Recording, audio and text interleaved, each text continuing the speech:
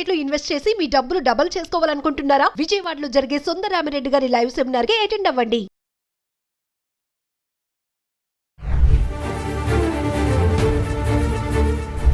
Sorry mummy, నా వల్ల నువ్వు డాడీ అందరూ చాలా అవమానాలు తీసుకోవాల్సి వస్తుంది. లవ్ మ్యారేజ్ తీసుకున్నాను కానీ ఇప్పుడు హ్యాపీగా లేకుండా పోయినా.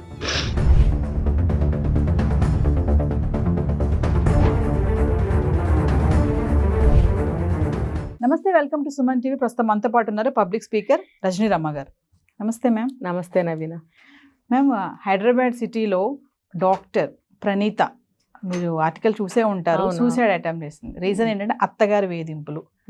సరే, ఏం జరిగిందో మనకి తెలియదు. అంటే ఎప్పుడైనా ఒక గొడవ జరిగినా, ఏదైనా ప్రాబ్లం సమస్య వచ్చింది వైఫ్ అండ్ హస్బెండ్లో అంటే అటు ఇటు కూడా చూడాలి అంటారు. అంటే టూ కాయిన్కి అటువైపు ఇటువైపు కూడా చూడాలి. ఒకవైపే చూసి మనం కూడా మాట్లాడడం అనేది కరెక్ట్ కాదు. ఏదేమైనా సూసైడ్ అటెంప్ట్ చేశారు తను. ఇప్పుడు కొంచెం హాస్పిటల్లో ఇంకా బెడ్ మీదే ఉన్నారు, క్లిష్ట పరిస్థితిలోనే ఉన్నారని చెప్తున్నారు. ఒక పక్క భర్త వీళ్ళంతా కూడా ఏం చెప్తున్నారంటే, మాదేం తప్పు లేదు, తను ఎలాంటితో కూడా తెలియాలి కదా మీకు, అబ్బాయిని బయట పెడతారు ఎందుకు, అమ్మాయి చేస్తే బయట పెట్టరు ఎందుకు అనేసి కూడా వాదన ఇలా కూడా ఉంది. ఓవరాల్గా చూసుకుంటే మాత్రం అత్తగారి వేధింపులు, వరకట్న వేధింపులు ఎప్పటి నుంచో చూస్తున్నాం మేడం. ఇవన్నీ కూడా వరకట్న వేధింపులు, అత్తగారి వేధింపులు తట్టుకోలేక కోడలు ఆత్మహత్య, చనిపోయిందని చెప్పి పేపర్లో రావడం చూస్తాం. అంటే ఓవరాల్గా ఈ ఆర్టికల్ చదువుతున్నారు కాబట్టి మీరు కూడా మీ అనాలిసిస్లో ఏం చెప్తారు? తప్పు ఎవరిది ఉందంటారు? అసలు ఏం జరుగుతుంది అంటే ఏం చెప్తారు? ఇది స్టేట్మెంట్స్ ఏవి ఇంకా కన్ఫర్మ్డ్గా లేవండి. అది ఊరికే అలా పైన వచ్చిన స్టేట్మెంట్స్ అవన్నీ కూడా. ఇప్పుడు ఆ డాక్టర్ అనే ప్రణీత అనే ఆవిడ ఇంకా కోలుకోలేదు. కోలుకుని బయటకు వచ్చిన తర్వాత ఆవిడేం స్టేట్మెంట్స్ ఇస్తుందో, ఇప్పుడు ఉన్న వాళ్ళందరూ వాళ్ళ అభిప్రాయాలు చెప్పారు. ఇవన్నీ మనకి ఇంకా కన్ఫర్మ్ కాదు.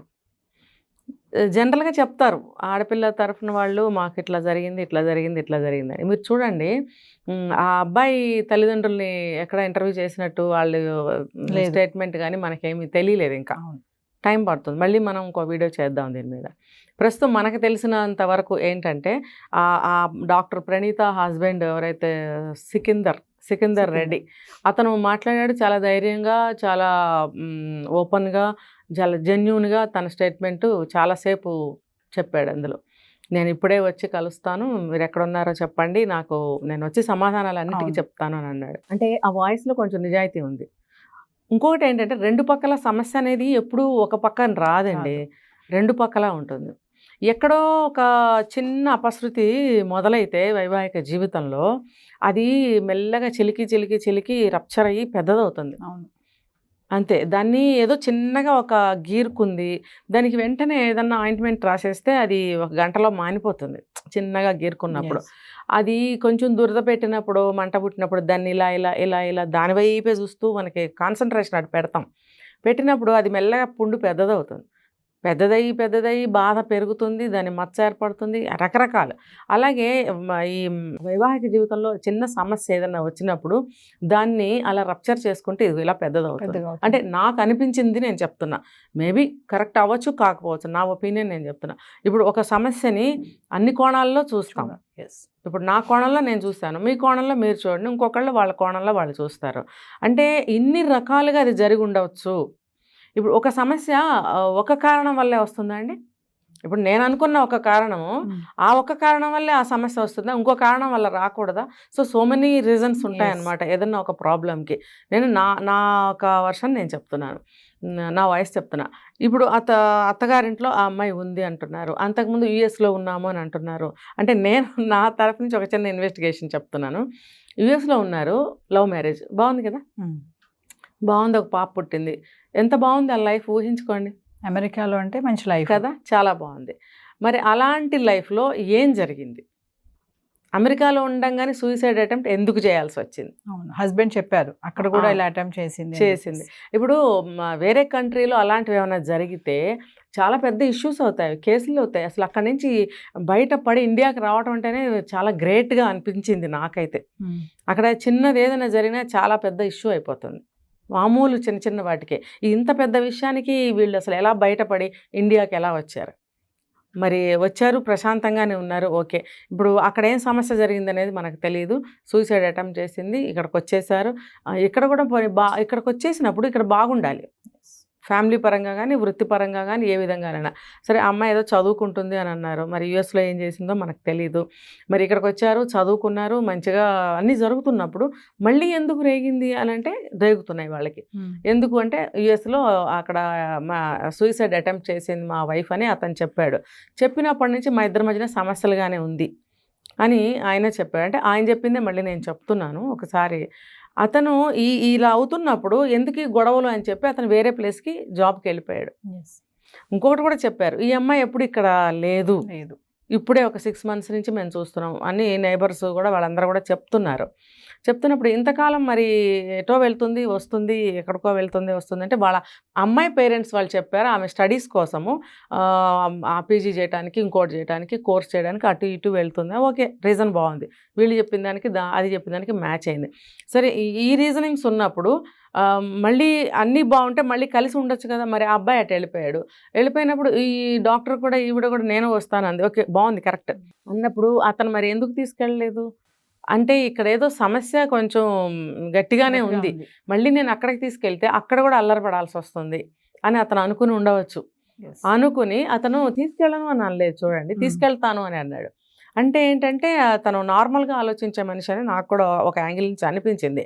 నార్మల్గా ఆలోచిస్తున్నాడు కాబట్టి కొంచెం టైం తీసుకుందాము, వెంటనే తీసుకెళ్ళిపోవడం ఎందుకు, తీసుకెళ్దాంలే అని అనుకున్నట్టున్నాడు. పేరెంట్స్ వాయిస్ మనకి ఎక్కడ వినిపించలేదు. అయితే ఈ లోపల ఈ డాక్టర్ ప్రణీత ఆ ఇంట్లోకి వచ్చి నేను ఉంటానని చెప్పి ఉండటం జరుగుతుంది. కింద ఎవరో రెంట్కున్నారు, వాళ్ళని కూడా వెకేట్ చేయించి వీళ్ళు ఉంటున్నారు అని అన్నప్పుడు ఈ సందర్భంగా వాళ్ళ తల్లిదండ్రులు మేము 25 లక్షల చొప్పున 50 లక్షలు మేము ఇచ్చాము, ఎక్కువగా ఇంకా కట్నం అడిగారు అని అన్నప్పుడు మన అనాలిసిస్ ప్రకారము ఒక డాక్టర్ అయినప్పుడు ఆమె ఆల్రెడీ చేస్తున్నారు జాబు.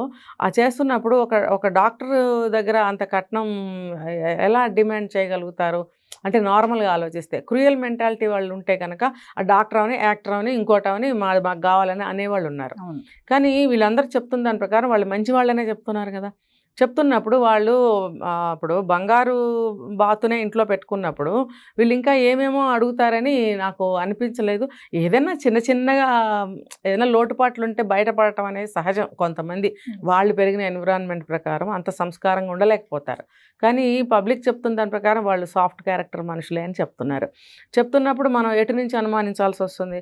నాకేమనిపించింది అంటే ఆ అమ్మాయి చదువులకి కానీ ఆ అమ్మాయి ఏదైనా ప్రాక్టీస్కి కానీ డెవలప్మెంట్కి కానీ డబ్బు ఏమైనా ఇచ్చుంటారు అని ఉంటాడు అబ్బాయి. నా దగ్గర అంత డబ్బు లేదు, కావాలంటే మీ వాళ్ళని అడిగి తీసుకో అని ఉంటాడు. అని ఉంటే వాళ్ళు ఇచ్చుంటారని నేను అనుకుంటున్నాను. అది కరెక్ట్ అవ్వచ్చు కాకపోవచ్చు.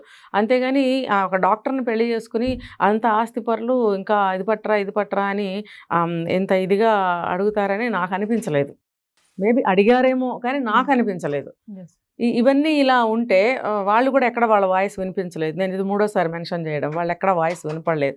ఒకే ఒక చోట మాత్రం నైబర్స్ ఎవరో గట్టిగా అడిగితే ఈ అమ్మాయి నా దగ్గర ఎందుకు ఉండాలి, అక్కడ కొడుకు దగ్గర కదా ఉండాలి. కరెక్టే, అత్తగారింట్లో ఎప్పుడు ఉండాలి?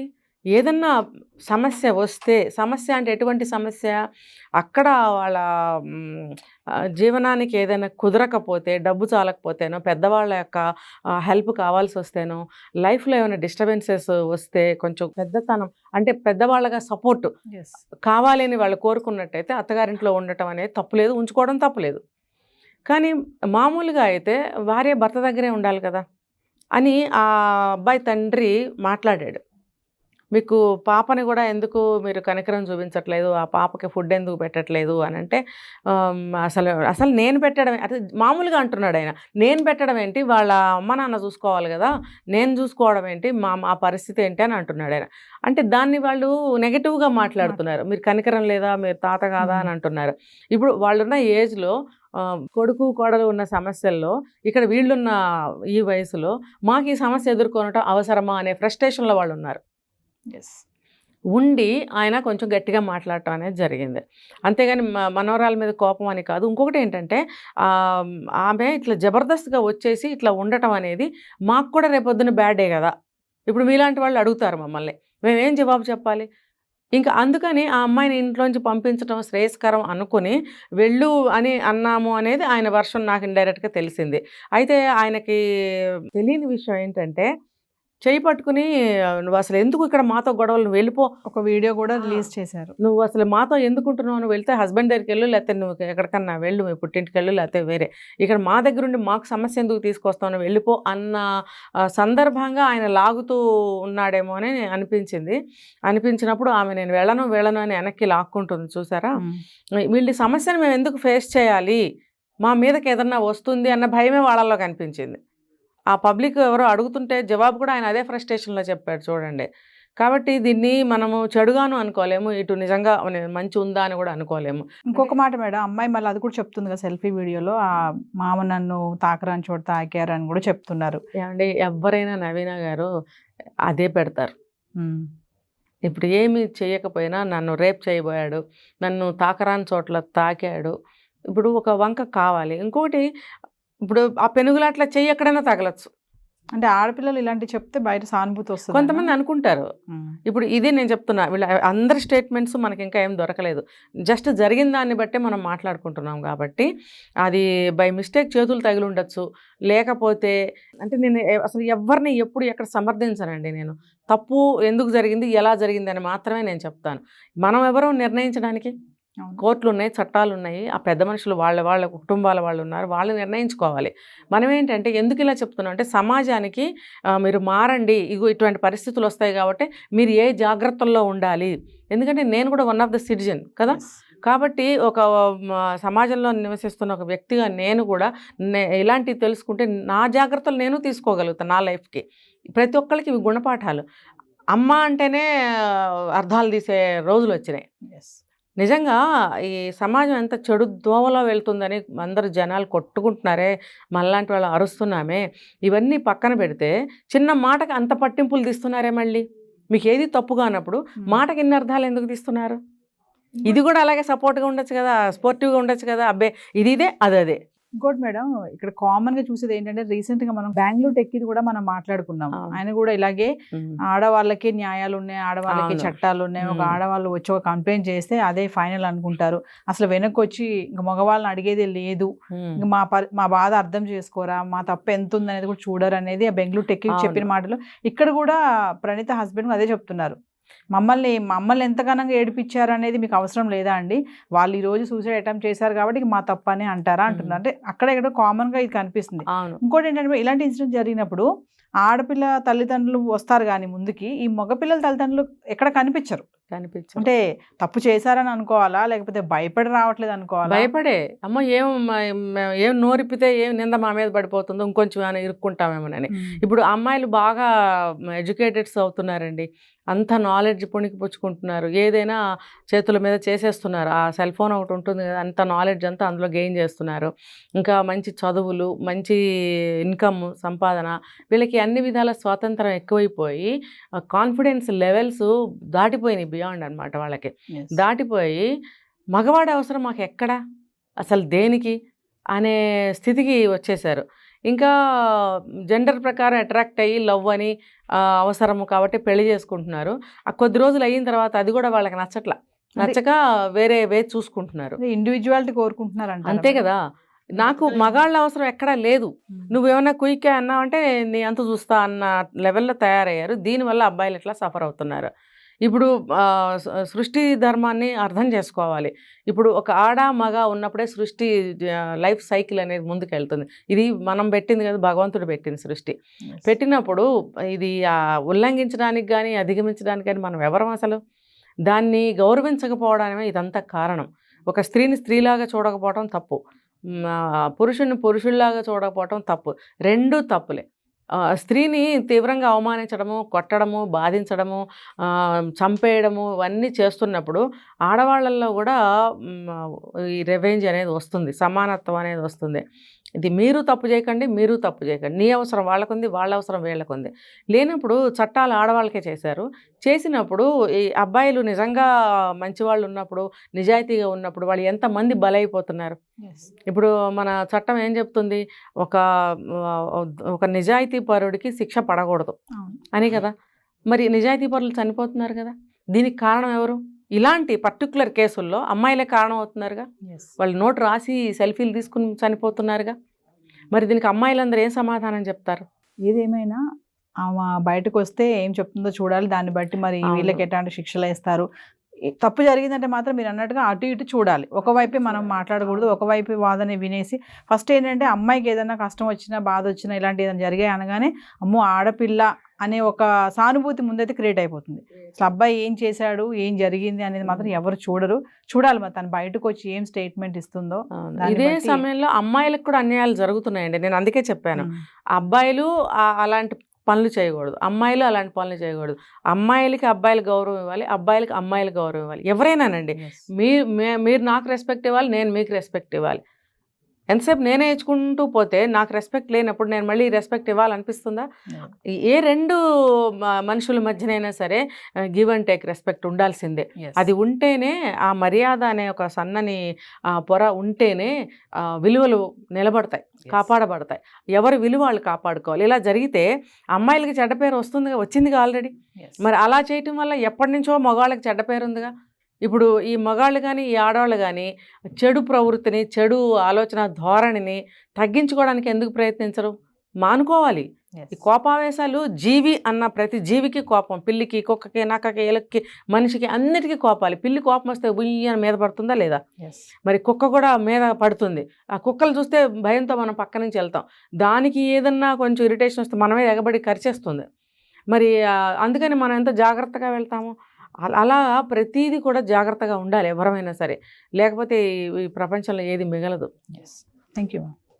యా హాయ్, మొట్టమొదటిసారిగా మన విజయవాడలో క్లాస్ రూమ్ ట్రైనింగ్ అండి, 1 డే క్లాస్ రూమ్ ఎన్విరాన్మెంట్లో ఆఫ్లైన్ వెబినార్ జరగబోతుంది. అండ్ ఇంట్రెస్ట్ ఉన్న పార్టిసిపెంట్స్ ఈ కింద స్కూల్ అవుతున్న నెంబర్కి రింగ్ చేసుకొని సీట్ బుక్ చేసుకోండి. దీంట్లో ETFs, index funds and mutual funds మీద completely and hand holding experience మీకు ప్రొవైడ్ చేయబడుతుంది. దీని ద్వారా ఏంటంటే మనం ఎసెట్స్ని స్టాక్ మార్కెట్లో ఎలా మేనేజ్ చేసుకోవాలి, ఎలా గ్రో చేసుకోవాలి, ఎలా ప్రొడక్ట్ చేసుకోవాలో అంటే ప్రాక్టికల్గా నేర్చుకుంటారు. అండ్ మీ ఇప్పటి వరకు మనం ఆన్లైన్లోనే మీరు అటెండ్ అవుతున్నారు. ఇక నుంచి మీరు మన విజయవాడ సిటీలోనే అండ్ లైవ్లో క్లాస్ రూమ్ ఎన్విరాన్మెంట్లో నేర్చుకునే ఛాన్స్ దొరుకుతుంది. కాబట్టి ఇంట్రెస్ట్ ఉన్న పార్టిసిపెంట్స్ కింద స్క్రోల్ అవుతున్న నెంబర్కి పింగ్ చేసి సీటు రిజర్వ్ చేసుకోండి. Thank you.